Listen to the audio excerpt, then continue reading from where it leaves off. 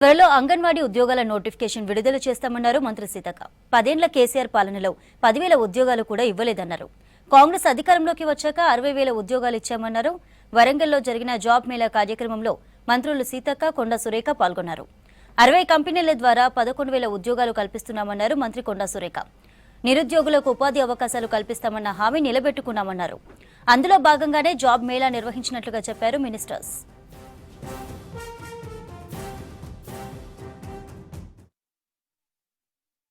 గత 10 సంవత్సరాలలో మొత్తం చూస్తే కనీసం 1 lakh కూడా వాళ్ళు గవర్నమెంట్ జాబ్స్ ఇవ్వలేకపోయినారు 10 years లో.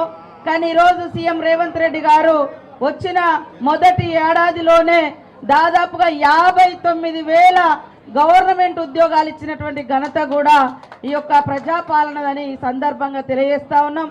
మరి ఈ రకంగా ఈరోజు వరంగల్లో కూడా మా సోదరి మణి సురేఖక్క గారు పెద్ద దాదాపుగా 11,000 మందికి ఉద్యోగాలు ఆల్రెడీ రెడీ అయి ఉన్నాయి.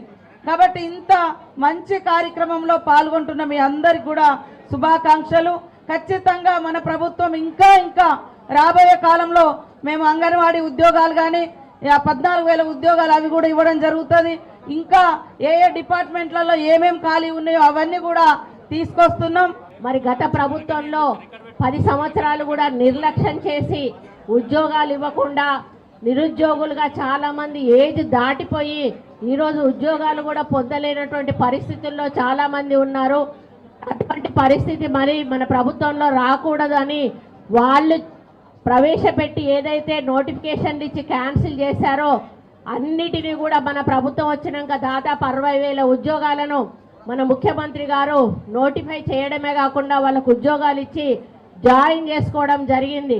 కానీ మరి ఈరోజు చదువుకున్న యువత ఎక్కువ ఉన్నారు, గవర్నమెంట్ జాబ్స్ తక్కువ ఉన్నాయి.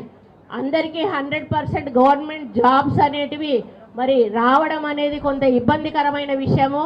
అందుకని చాలామంది ఏజ్ బార్ అవుతున్నా పెద్ద చదువులు చదివినా వాళ్ళకు అవకాశాలు లేక తల్లిదండ్రుల మీదనే డిపెండ్ అవుతారు.